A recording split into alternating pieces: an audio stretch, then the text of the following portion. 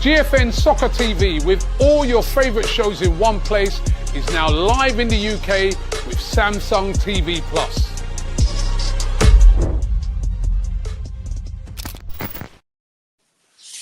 Ladies and gentlemen, boys and girls, very sorry for the delay, but we are finally here. The Mighty Ella Show, Wednesday at 7 p.m. Please, guys, subscribe to the channel if you haven't already.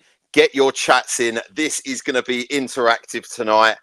Let me introduce my co-host to you. She is the Pippin to my Jordan, the Ying to my Yang, the Gronkowski to my Brady, the Bergkamp to my Henri, Ella Smetna, like Mount Etna, the volcano of football knowledge is in the building.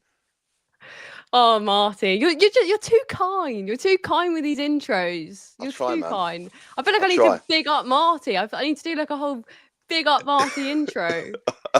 Thank you very much. How are you? Very well, thank you. All good. How are you doing? I'm really well. Yeah, really well. Really looking forward to the show. Obviously, international break at the moment, and there is, obviously no Premier League football, no Champions League football, but Arsenal are in a fantastic position, and that leads me really nicely onto it's a great time to be an Arsenal fan. We are top of the league, 9 games in, 7 wins, 1 draw, 1 loss. We conceded 3 goals, 1 from open play, 2 from set pieces. There is a vibe around the Emirates and Arsenal Football Club. Defensively, we are solid. And listen, we are sticking balls in the back of the net, or as I quite correctly got corrected the other day, the front of the net. The back of the net is where the closest bit to the fans. Yeah. Yeah. Right. So, so it's a great time to be an Arsenal fan. Obviously, there's talk of stadium upgrades. There's, player contracts being renewed. And, the vibe and the buzz around the Emirates is absolutely fantastic. West Ham game, I think that is one of the most, listen, I understand it's West Ham. They're down near the bottom of the table. But I think that's an example of how good Arsenal are playing at the moment, where they just make games like that look, just consummate ease. Just roll through those games like absolute professionals. West Ham are never going to score in a month for Sundays. And listen, you can say that with, like I said, a lot of other teams not conceding goals. 3 goals conceded in our first opening 9 games is fantastic. In the Champions League, we haven't conceded. Okay, there haven't been the Barcelonas, the Real Madrids, and obviously we know those tests are coming. The only person to do it in open play is Erling Haaland, which you can kind of I say not allow that, but it's inevitable, isn't it? Yeah, you can get your head around that. So, yeah. What's your views, Ella, on Arsenal at the minute? Yeah, I think really good. I think what's quite funny is the way that the narrative has sort of spinned over the last week or so. And obviously, I think that has part to play with the last couple of Arsenal results. I think Newcastle was a big one where people, I actually think, maybe started taking Arsenal seriously this season, because that was a huge result in a must-win game, but a game that we usually don't win. And then I think on top of that, obviously looking at Liverpool dropping off significantly, losing 3 games on the bounce, which some people would say it's been coming for Liverpool, because you talk about the early couple of fixtures and the last minute goals, but listen, I was always someone that said those Liverpool last minute goals, that was never luck for me. That was just them playing right until the final whistle. But I suppose in saying that, or in looking at those fixtures, you then look at how late they've left it. And obviously it's been tight in all of those games. So I think, Liverpool's form is really interesting. And Arsenal are obviously on the up, it looks like. Obviously top of the league. Just there you go, by 1 point. Just a quick one on that, Ella. Just listen, Liverpool. I've heard a right mixed bag from Liverpool fans. Some of them are saying, Arne Slot's been found out. Some of them are saying, Mohamed Salah should be benched. And I've heard a lot of Liverpool fans going into meltdown. They are second in the league and they're 1 point behind us. And obviously they got unlucky with that Esteval goal at the end of the game. But yeah, they've been nicking goals and winning games, and now obviously losing three on the bounce. Is that worrying for Liverpool? You know, they've bought in Isak, they've bought in Wirtz, who has been pretty non-existent. Kirkes has, you know, form's been up and down. For me, Gravenberch has been absolutely phenomenal. I think he's a fantastic six. Plays, you know, he's an awesome operator. I really do. I think he's really come on in the last. I thought you were going to say smooth operator, and it would have. But never mind. Sorry. No, do you know what? He is a smooth operator. Like that, you know, he's everything you want in your six, and he's come on really, really well. Do you think Liverpool fans have something to be concerned about? I don't feel like they should be, and I don't think most of them are worried yet. I mean, listen, we're so early on in the season, and at this point, you know, as much as we can enjoy, obviously being top of the table because it's the first time we have this season. We know Arsenal fans know better than anyone else that you should never go too early. We've been top of the table for so many weeks over the last 3 seasons, and look where we finished. Yeah. So ultimately, at this point, it means not a lot. But I think it is interesting because I think I genuinely don't think that Arsenal have even. I think in terms of the football we've played, I don't think we've started the season as well as we could have. But in terms of results, obviously you look at it and 1 loss to Liverpool and the draw against City. Now you could argue that game against City at home, we should win that game. But we've had tricky fixtures, and I think when you look at it, where we are and the points that we've tallied up so far is a positive start to the season. And I think the fact that I don't think we've unlocked gears yet in the players that we have. I think Eze has got gears to unlock. We know the player that he is, and I'm pretty sure he's going to kick on nicely. I think Gyökeres as well, and I know he's received a little bit of criticism recently, and understandably, kind of, because, you know, everyone wants to see their striker scoring goals. Do you think it is? He scored 3 goals in basic. He scored 3 goals in 7 Premier League games, which is a good return for your striker. If you look at it, like, it's nearly 1 in 2, which is kind of what you'd expect from a top striker. But obviously 2 of those were in 1 game, and, you know, there's been times when really should he have hit the back of the net, but he hasn't. And, you know, he's putting it. His work rate's phenomenal. He gets around the pitch. He's a bit of a wrecking machine, but it's hitting those numbers. Yeah, I'm not concerned about Gyökeres yet either, because I think I said this in one of my fan cams. I think it's taken him maybe 4 games to kind of get himself all sorted out and get his fitness up as well. And I think in the last couple of games, I've noticed a much better Victor Gyökeres, like a genuine improvement in his play and his involvement in the game. Yes, albeit he's not hitting the back of the net, but I think that will come. I'm not worried about that yet, because I'm seeing his play and his form improve. And so for me, I'm not concerned about that just yet. Good stuff. Lovely. So before I come on to the next player, which I want to talk about, everyone in the chat, let us know where you are watching from in the world, whether you're in England, whether you're in wherever you are. Let us know. It would be interesting to see how many worldwide followers AFTV have. So coming on to the next player that I wanted to talk about, David Raya. Maybe one of the most consistent players that we've had. What a summer he's had. He's got a new contract.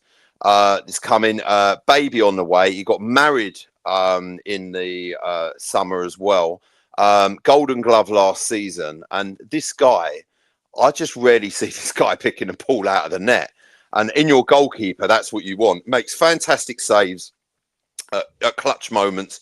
You know, stops that Champions League save. You know, that ball goes in at a time when the game really could change. Plays like he is the definition of a sweeper keeper. I'm fortunate enough to to sit near the dugout at the Emirates. And I literally constantly see this guy. Obviously, with some goalkeepers, near the halfway line, you'd be like your head in your hands, be like, what's this guy doing? But with David Raya, I kind of get this confidence and just this good feeling that everything's going to be all right, and he knows what he's doing, and he always seems to be in the right position at the right time. And now for 6'1" as well, he's not the biggest of goalkeepers. He's not your traditional orthodox sort of like 6'3", 4 sort of goalkeeper, big guy. He's very nimble, very agile, fantastic, as I say, distribution wise.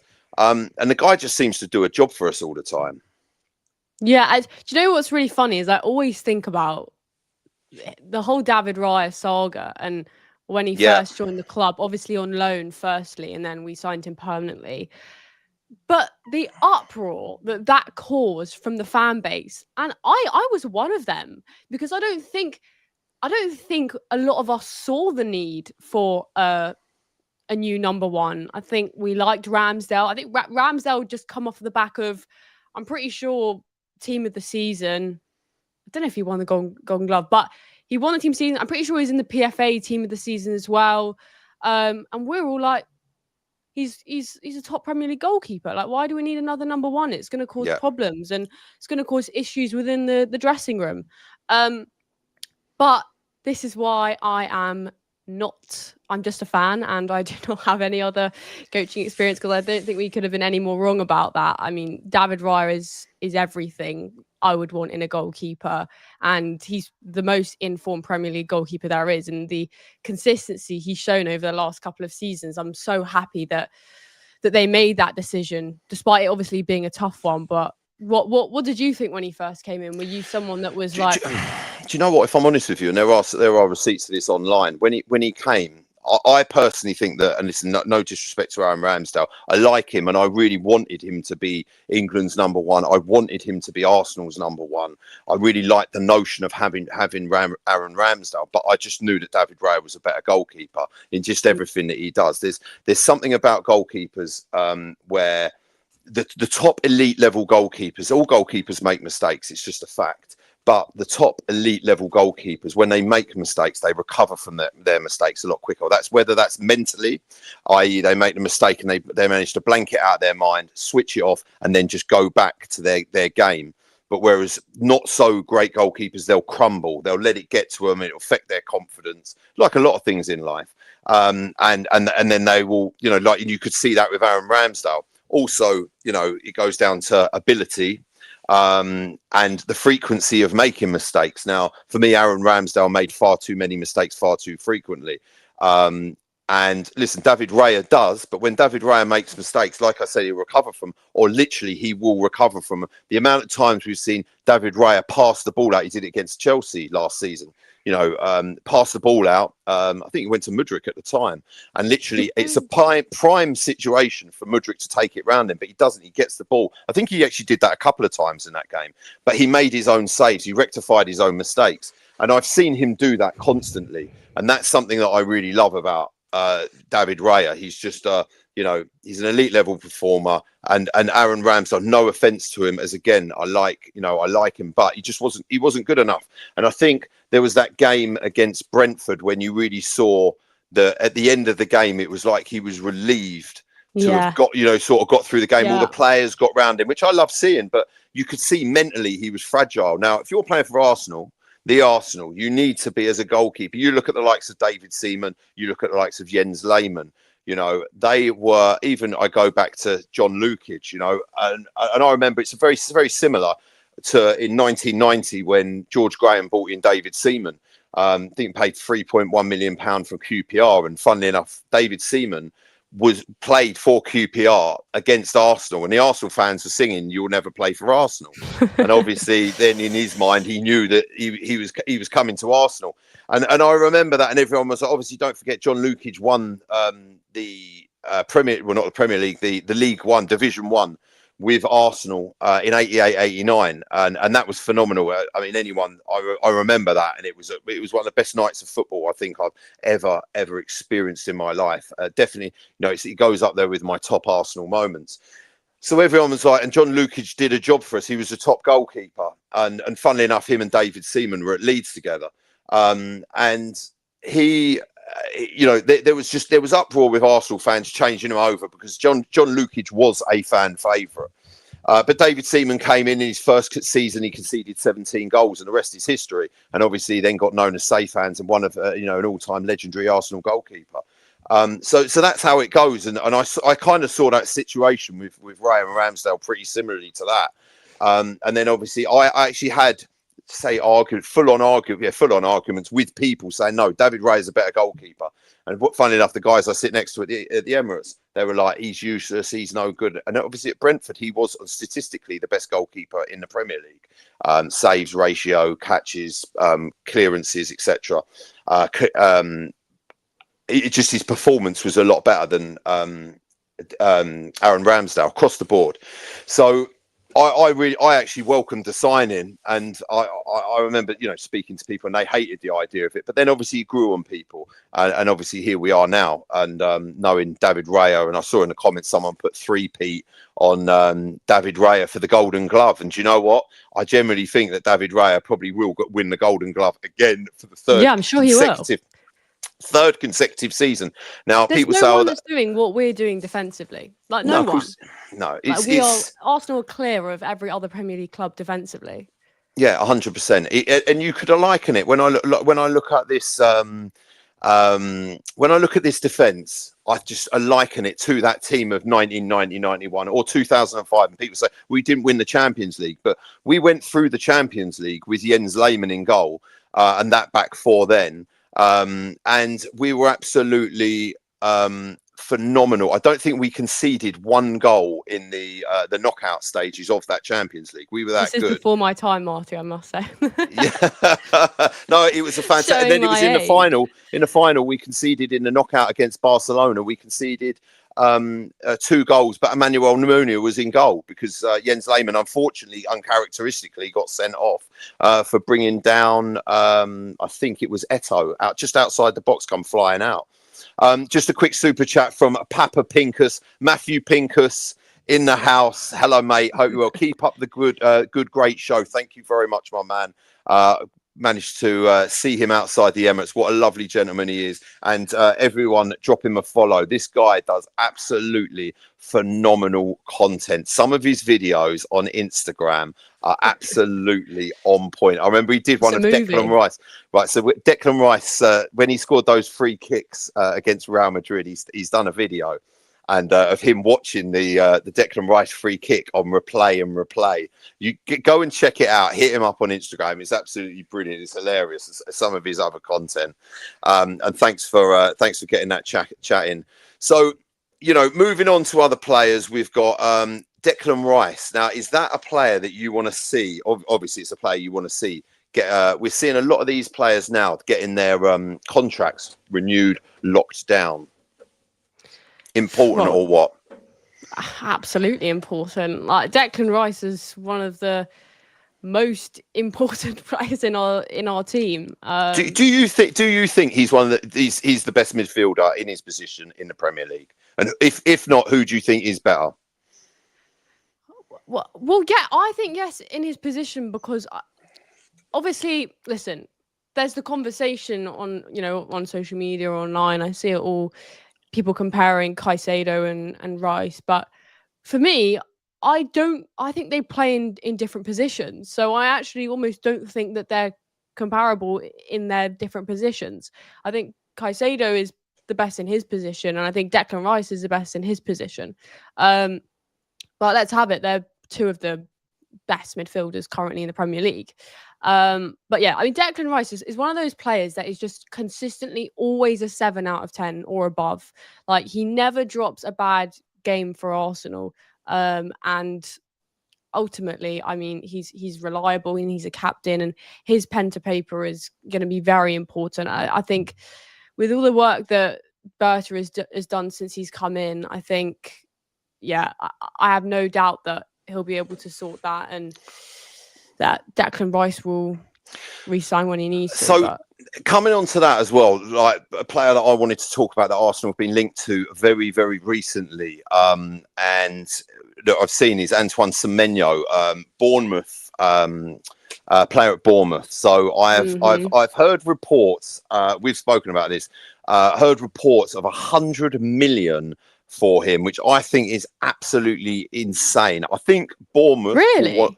Yeah, I've heard. I heard reports of 100 million. I think that's insane. I think that's crazy money. I think realistically, nearer the 50, 60, 70 million. Obviously, Bournemouth would want to go near, but I think his actual values nearer 35, 38 million.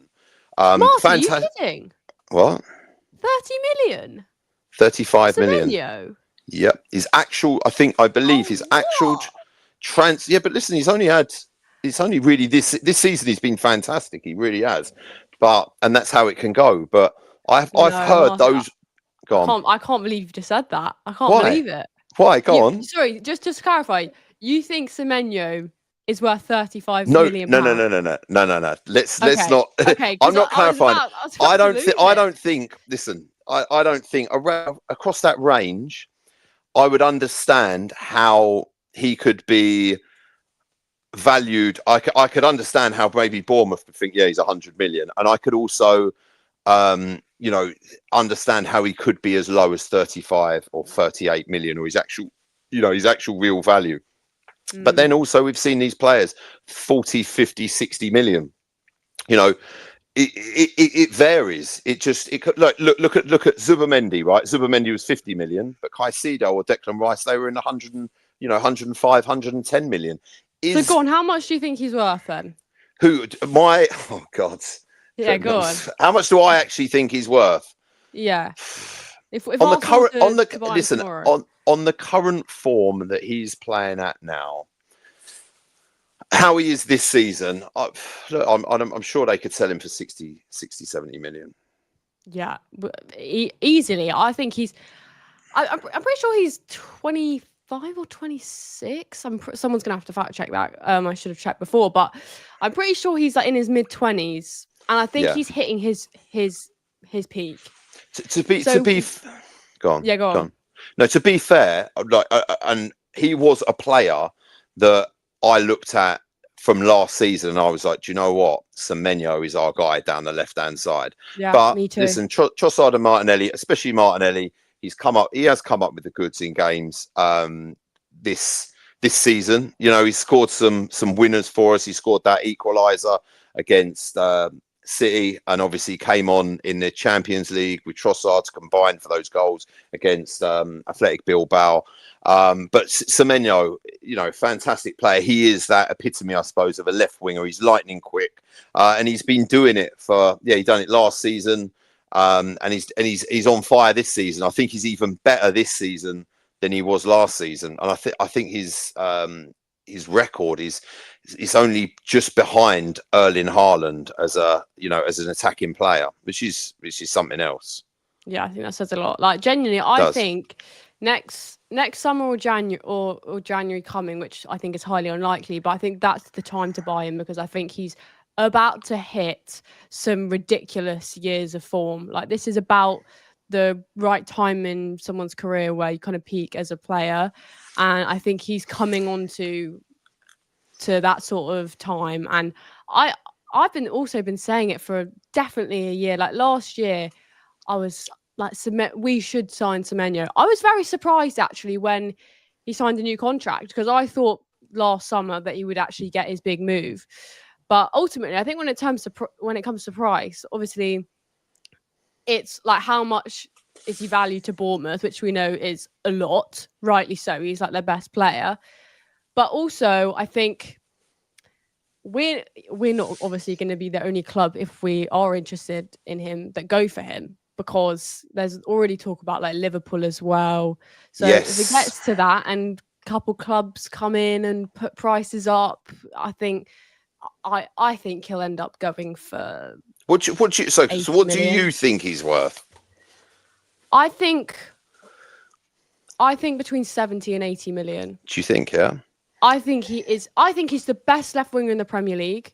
Okay. I think he's, as a player, he's versatile as well, so he can actually play either side. There's not that many players that are more on form than him right now, and that have shown over the last couple of seasons. Like, I genuinely wouldn't be surprised if he goes for upwards of 70 million. Yeah, I mean, look, Bournemouth have done really well with their recruitment. Let's have it right, and Yeah. they've sold. Do you know what? That's a team that I thought would really struggle this year. They sold 3 of their back line. They obviously Kepa was in goal for them, and you know he was decent last season. And He off the was back good. of it, yeah, really good. And we bought him off the back of that. And so essentially 4 out of your 5 mid defenders, and you know, like they wrapped up Fulham quick the other night. I couldn't Hmm. believe it. I couldn't believe that. And listen, Fulham are a decent outfit. I mean, any game in the Premier League, you know, any team in the Premier League, and they wrapped them up and dismantled them quick. And Semenyo on that goal where he's jinked down the outside, cut inside, was absolutely He actually phenomenal. had no right to score as well. Yeah, It's he didn't ridiculous. whatsoever. But I think they've recruited well as well, Bournemouth. I think they're just a really intelligently run club, and I rate the manager so highly. I think he's really, really good. So, Yeah, I mean, listen, to be doing as well as they are, I mean, I think everyone's a little bit surprised, but I think the club is run well. And like I said, I think they've got a top manager. So it'll be interesting to keep an eye on them this season. it will. So. Quick super chat in from Sunny. Fantastic show. Absolutely love Raya, top goalkeeper. Thank you very much, mate, for getting involved. Really appreciate that. Yeah, what a goalkeeper. What a goalkeeper. So Well just done. just want to read out. I've just had some people coming in, watching from Malaysia. Where else? Kenya. Where have we got? Sweden, Munich, Zambia, Cambridgeshire, Kenya, Nigeria, Texas, Wow. Condell, yeah. Kenya, there's some Bristol, where else have we got? Few places around the world. Yeah, big Quite a few.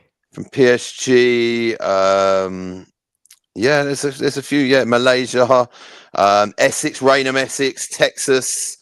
Love that, guys. Keep them coming in. It's great to hear from you. And there's going to be a slightly more interactive part of this show as well coming up. So stay tuned for that, which we will want you guys to get involved with definitely. So yeah, Semenyo. What a player. How good would it to be if in January Arsenal, the Cronkies, Berta, pulled out another absolute gangster move and just pulls in Semenyo from Bournemouth? How would you rate that one if he just went and done that? No, Martin, let's be real. I think that is like 99% unlikely. As much as that would literally be a ridiculous transfer, I think at that point in the season, I don't think Bournemouth would really be willing to let him go unless we literally laid down 100 million, which after the amount of money we've spent this summer, I'm not entirely sure.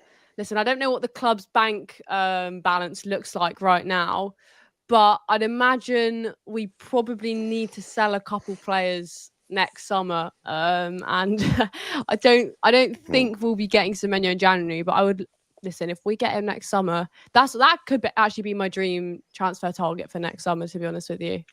Wow. I really Wow, think that's it a could good start. So a few more people in the chat coming in. So South Africa, all the best for the new show. Really appreciate that. Thank you very much. What else we got? So yeah, Jamaican, Argentina, London, Cornwall, California, up the road, Birmingham, Peterborough, South Africa, Uganda, Mumbai, Malawi, Malay 2:43 a.m. In Malaysia, Uganda. Right, love that, guys. Thanks for getting involved. Oh. So, we're going to go on to a topic which was covered by Cecil and Robbie. I want to know your last night, and I listened to them, and you know, and their thoughts around it, and I want to know your thoughts, Ella, because obviously, the news has come out that Arsenal are considering a stadium upgrade to add 10,000 seats to the existing 60,000 seats at the Emirates, which would be a very interesting addition And obviously there's two ways in which I understand that this could happen. So the first way would be to lower the pitch, to literally go in, dig the existing pitch out and lower it, because where I sit, I'm four God, that would be a rows. lot of work. I mean, it's a lot of gear to come out. Let's have it right. I mean, Yeah. digging out that pitch. Where I sit 4 rows from the front. I'm in row 4. Oh wow, that's super close. Yeah, right. It is, and the pitch is sort of almost elevated. So I'm where I sit. It's almost sort of eye-ish level, just below. And obviously, there's a lot. There's a lot of scope, and there's also, I'd say, in front of me before. I remember at Highbury. Okay, so when I used to sit like at the front of Highbury, when the players took throw-ins, you could literally, they'd come to the advertising boards and you could touch them. It's not quite like that at the Emirates, because there's quite a distance. There's a bit of a distance around the pitch. You could probably have, where I sit, you could probably take seating a few meters forward.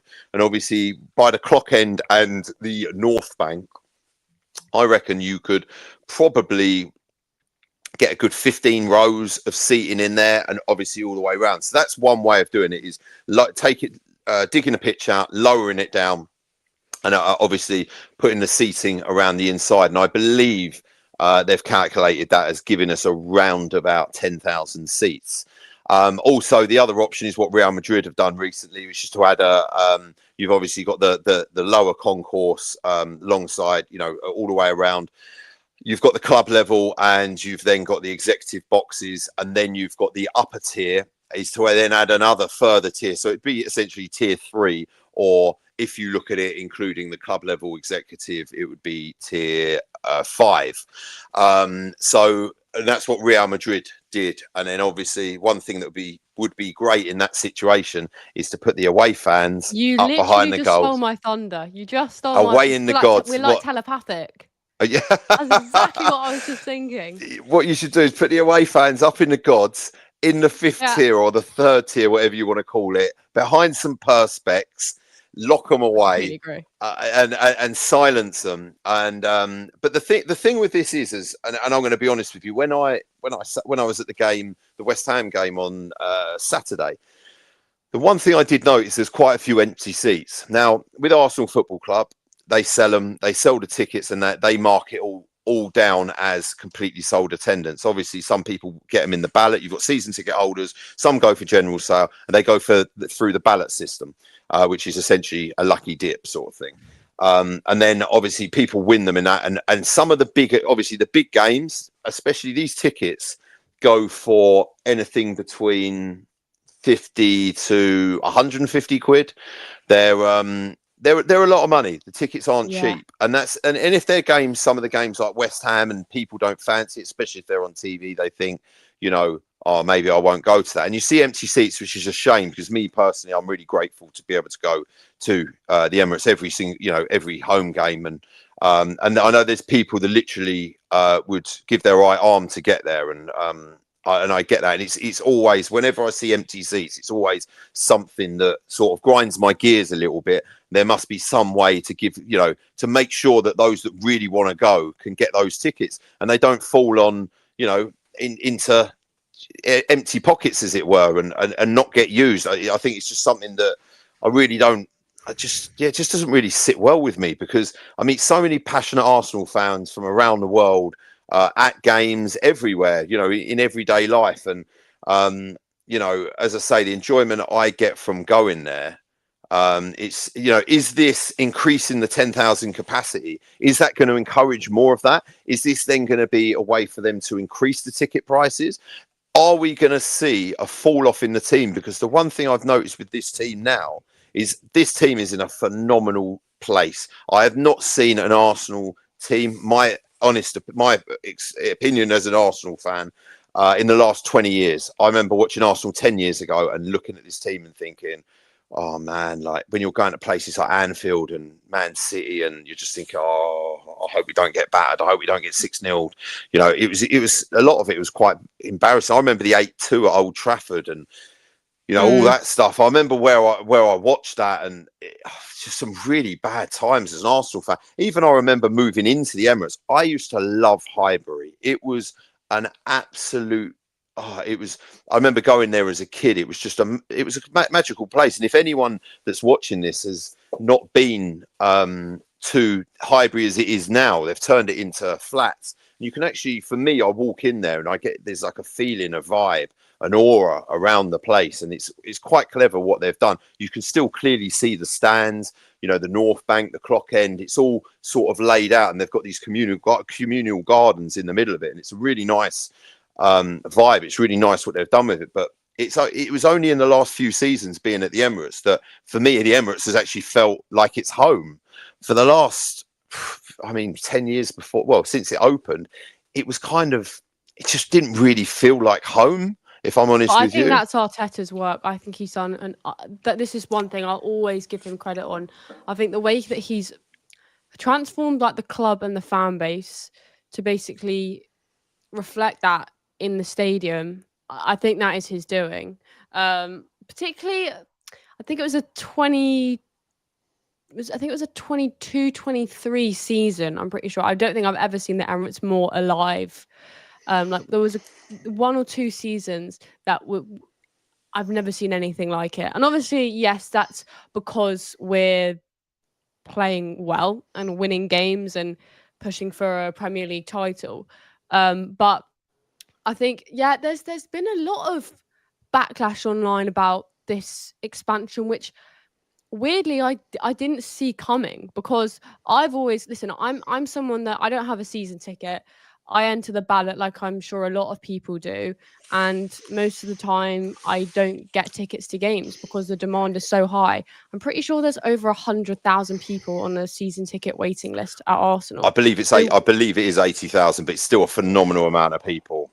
I'm sure. Listen, it's only going up. That's the thing. And like you were saying about the empty seats, there would be a line the whole way down the Holloway Road of people that would want to go to the game, that would, if they got offered a last minute opportunities to go to an Arsenal game. 100%. So it is very frustrating, obviously, to be having empty seats, because we know the demand is crazy. So if the demand is so high, it almost doesn't make sense to be seeing empty seats at games. There are so many people that want to be going to these games, and I know that the prices is a factor. Arsenal have got like some of the highest ticketing prices in the Premier League, and I think it's very high.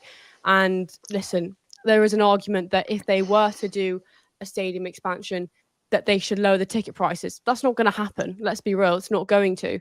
But I like the idea of having more seats, but I agree that there are issues. Definitely. For me, I think originally I remember when Highbury was shut, and I just wanted them to expand Highbury. I loved that place. It was an absolutely phenomenal.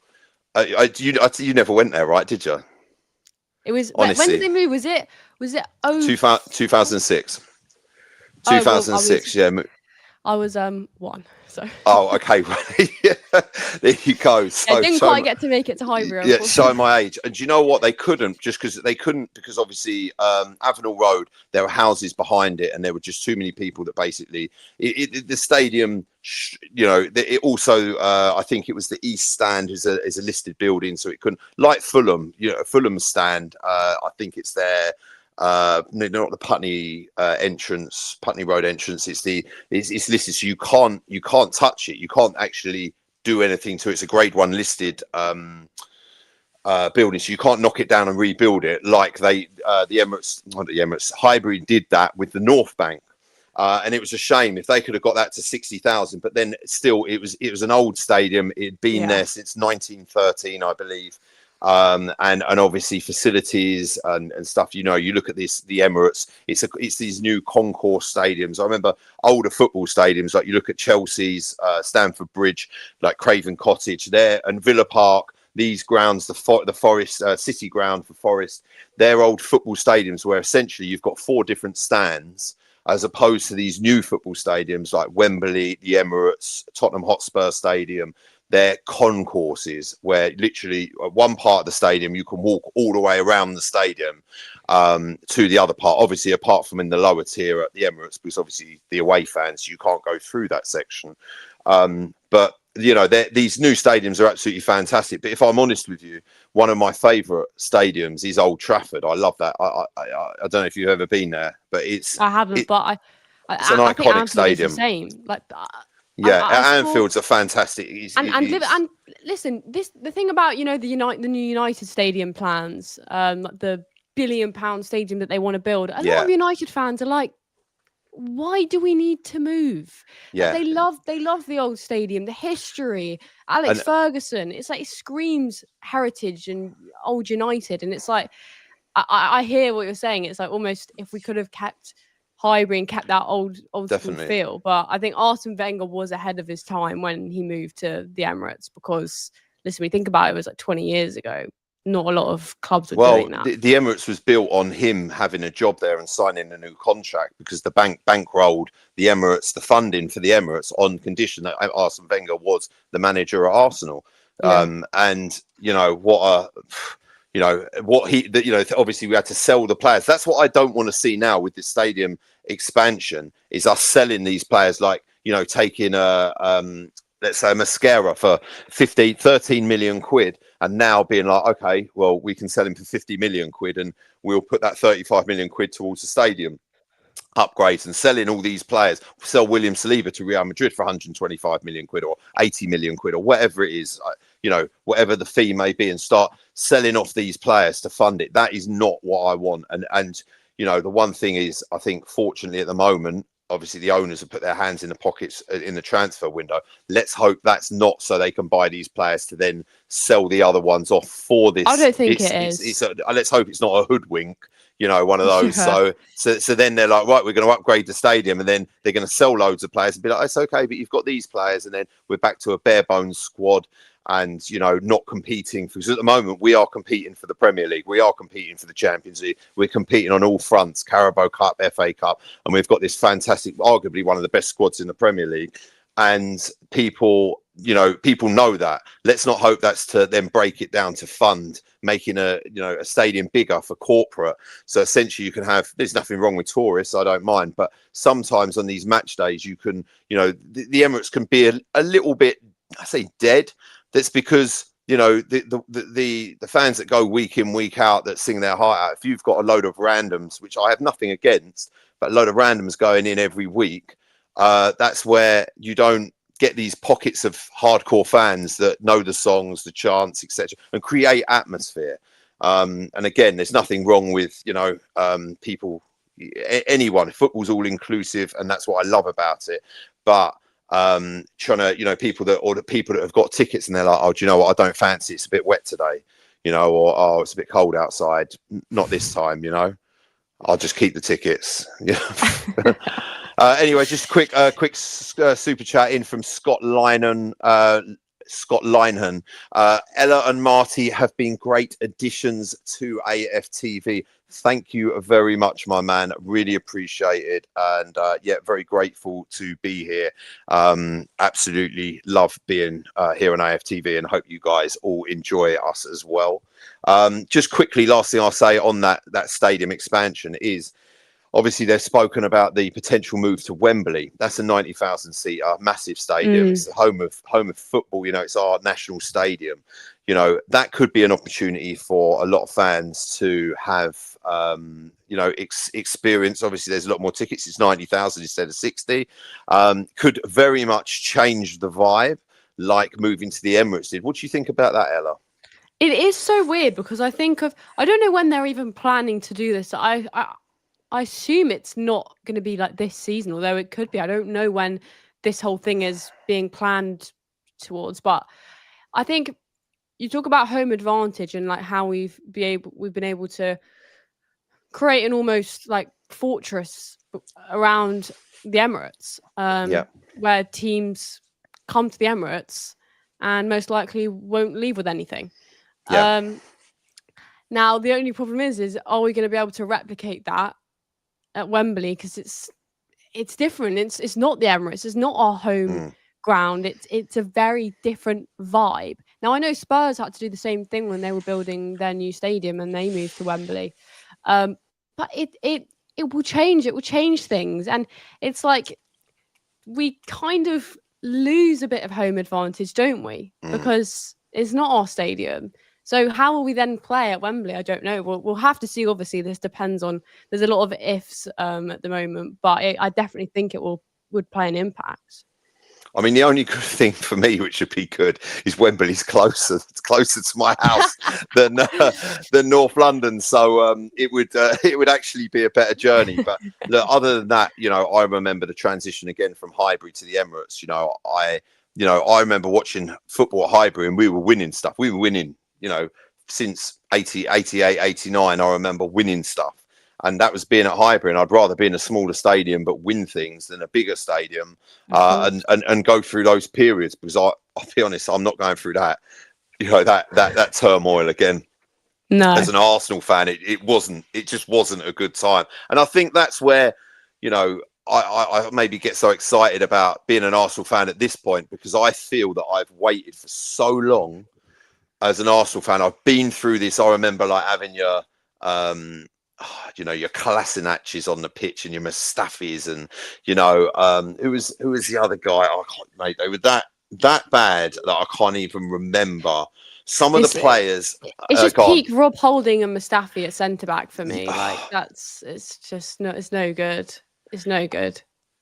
Some of those players, having to endure Stepanovs, Igor Stepanovs, some of these players, you just like really, and then now when you look at the caliber of, we've got like the Calafioris, the Salibas, the Declan Rices, these a lot's changed massively, and like I say, being top of the league, clear by 1 point in the international break, that's for me exciting. Listen, I understand the season's long, and it's not one, certainly not one in October. It's one in May, and we'll see what happens then. So, guys, what we want to do in the chat is we want you to let us know what you want us to do in this show.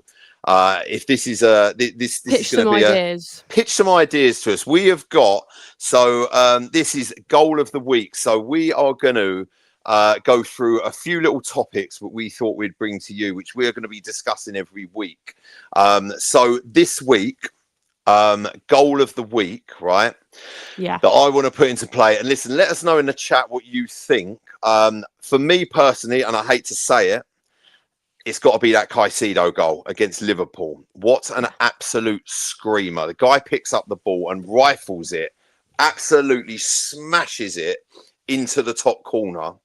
And this is a player as well that for me was personally slightly inconsistent when he first came to Chelsea, and then obviously to go and put that in the back of the net, and to do that against Liverpool in the fashion that he did was quite something else. What do you think? Yeah, the God one. I remember. I think I watched it. Obviously, because the Chelsea game was on after our game. And I think I was still in the studio at that point. And I was watching the Chelsea goal, and literally that went in, and just both my hands went on my head, and I was like, "Oh my God, what a screamer! What an absolute screamer!" And the funny thing about it is, listen, the Chelsea fans know what that guy can do, and literally just before he hit the ball, you just heard them all go shoot, and just it's ridiculous. It's absolutely ridiculous from that distance. When that happened, we were actually outside the Emirates, like doing fan cams after the Arsenal game, and obviously all you heard was "yeah," and then obviously people kind of going, "Caicedo's just scored a screamer," and I was like, "Yeah, all right, yeah," because obviously some people, like to bait a few things out, yeah. So, and then obviously I watched the goal, and I was like, "Wow, that is fair play to him." And I hate to see it. So. This is the next bit, hero of the week or howler of the week, right? So and howler of the week. We're going to do both, right? And we are going to do both. So this week, my hero of the week, okay, and I'll tell you why, is Declan Rice, okay? The reason why Declan Rice is my hero of the week this week is for that phenomenal goal that he scored against West Ham. For me, he has not always done that well at home against West Ham. It's like he hasn't wanted to stick the knife in, or he hasn't wanted to twist it.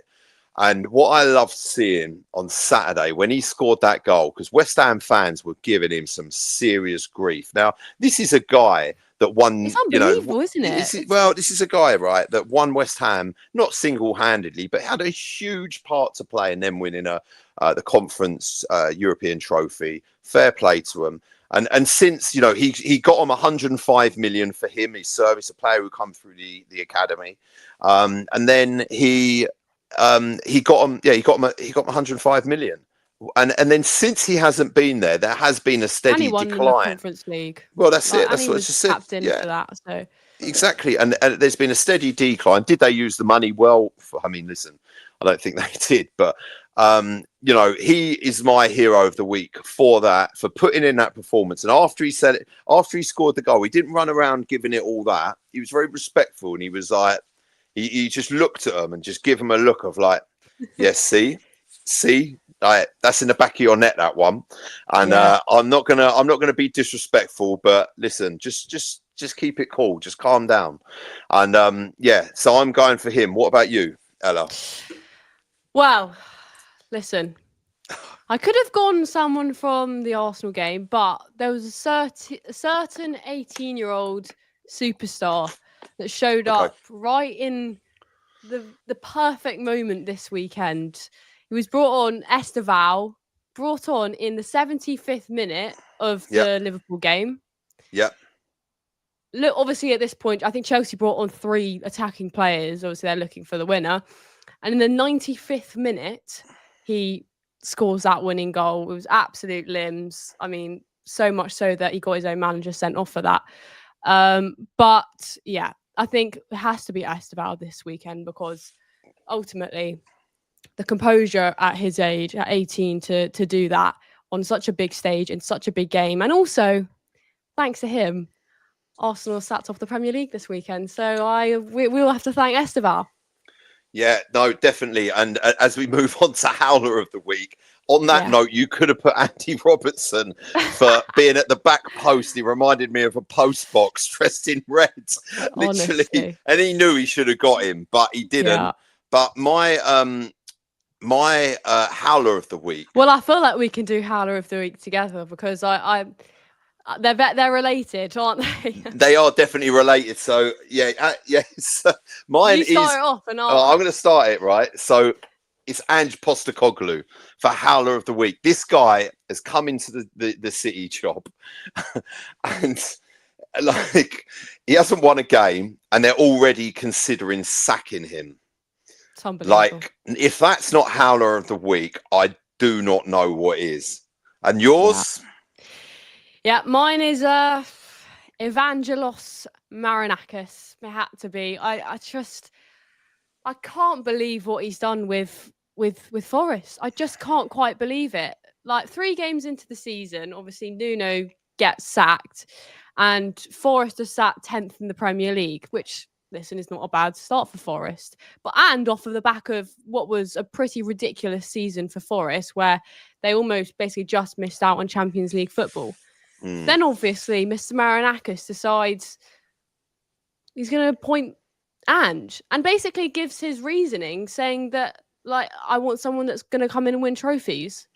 Well, Ange has now had 7 games in charge, has won 0 of those, and has lost 5. And 2 of those have been in the Europa League, the league which I think genuinely he has been appointed to win them the Europa League. And currently it looks like they're going out of the Europa League if he doesn't manage to find a win. So I just think every week it looks more and more like a very silly appointment. And I rate Nuno highly. And obviously there was some argument between, I think it was Edu as well, who was involved in Forest. There was a lot going on, obviously. Well, thankfully he took Zinchenko off our hands. So thanks Edu for that Edu one. For that. Yeah. But yeah, I mean, now that Nuno's at West Ham, West Ham will undoubtedly stay up. Yeah, do you know what, right? They will. And one thing I'll say with Nuno, listen, he's a good manager. He organises teams well. He knows what he's doing. But he has a shelf life. He was at Wolves. He was at obviously at Tottenham. You know what you're getting from the guy who's at Forest, but can he take you really any further? I don't think so. I think he will sort West Ham out, and I think West Ham are in serious potentially without that appointment. If they kept Potter, I think he's hands down. When I watched him at the beginning of the season, I was like, "You lot are going down." Yeah. And they're a big club, huge stadium, Premier League. When you think they won a European, trophy a couple of seasons ago, and then they were literally absolutely dire. I think the thing with Nuno is he's got a bit of a shelf life, and he's not necessarily that manager that's going to really kick on and really improve you and take you to another level. So yeah, big was it, and that was the understanding of why Forest got rid of him, because they were like in this situation. Then obviously they've seen that Postecoglou and they've thought, right, we'll bring this guy in and he'll go on and win us the European trophy. But probably, he always says he'll win a trophy in his second season. You want to hope that he's not winning you the championship playoff trophy in his second season. Do you know what? A manager that came 16th in the league, had 22 losses, and you're hiring him. Is that not just like... It's unbelievable. It's absolutely unbelievable. And I hear what you're saying about Nuno, but then it still begs the question of, was that the fair or right time to sack him? Obviously, I think that the reason that he ended up getting sacked at that time was because of the falling out. Because let's be honest, it wasn't on form. It wasn't on. He was 3 games into the season. I think he won 1, drew 1, and lost 1 at that point, which it's not the worst start for Forest ever. But he wasn't getting sacked on how he was performing on the pitch. Okay, it wasn't to do with that. But then appointing Ange, you are just setting yourself up to get relegated. I'd be very surprised if they keep Ange until the end of the season. I'd be very surprised if they don't go down. Like, very surprised. 100%. 100%. Look, listen, I think he's going to get sacked before that. I'd give him a few more games. If he loses the next few games, I think he's out the door. I really do. I agree. I can't see. So, yeah, Howler of the week to Marinakis, a duo combination of Batman and Robin. Straight in the Howler of the week. Now, social media moment of the week. Yeah. Let's see. Stick it up. This is good. And this has done the rounds. This is why I love social media, right? And obviously, if you're a Liverpool fan, you're not laughing at this, but let's be honest. Just for the context, for anyone that's not seen this image or doesn't know what this is about, this is a screenshot taken of Van Dijk as Caicedo is about to score. Like, this is as Caicedo is taking his shot, and obviously Van Dijk is still on first of all, the wrong side of the goal. Like, the shot goes in on the left-hand side. But what type of defending is this? Because I've quite frankly never seen anything like that before. What is he doing? Do you know what? This is one of the best defenders in the world in Virgil van Dijk.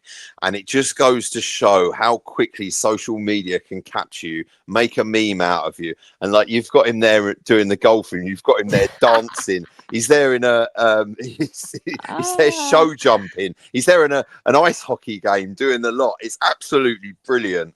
And he's seen it as well, by the way. One of his mates has sent it to him. You told me, how many impressions is that, or memes is that? You gave me a statistic on that earlier. What was it? Oh, I don't know if I did, but it's definitely done, like, in millions. Total. That meme has definitely done millions because so many people have posted about it. Yeah, I know. I've literally seen it everywhere. And when when things get memed up like that, that was absolute quality. Sorry, I actually just need to show that one more time because the form is bizarre. The form is genuinely bizarre. I've never seen someone twerk like that to try and stop the ball. It's quite frankly bizarre. I know. He's not stopping the ball like that.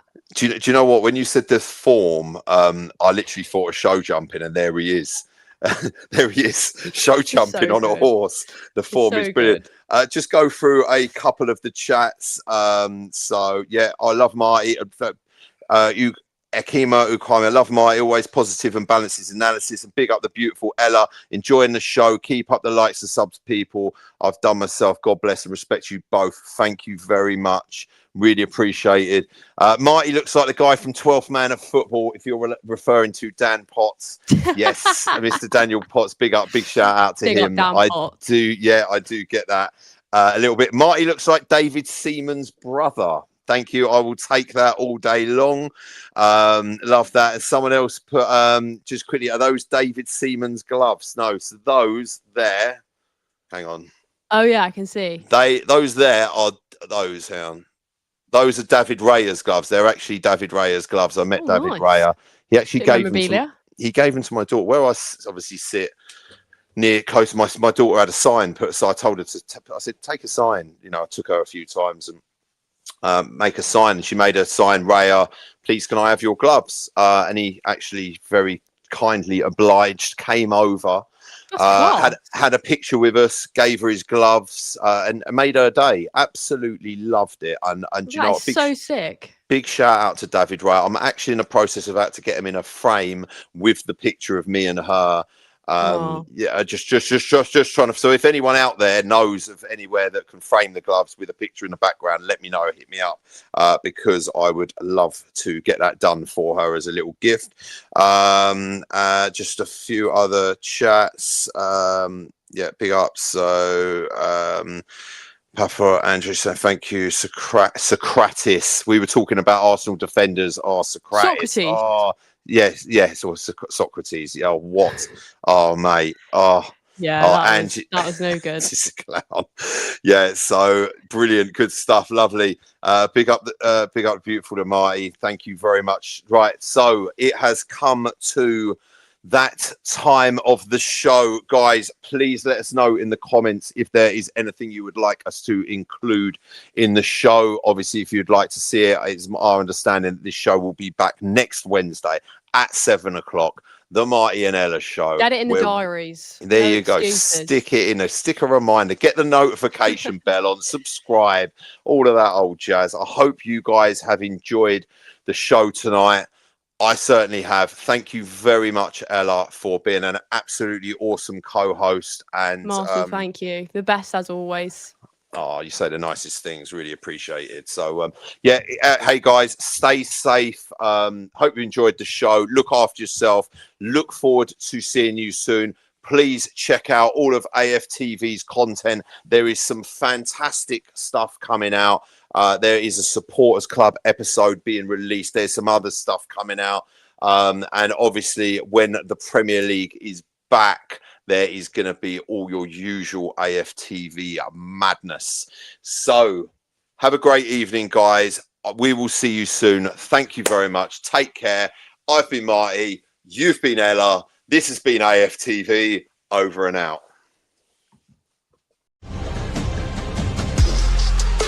GFN Soccer TV, with all your favourite shows in one place, is now live in the UK with Samsung TV Plus.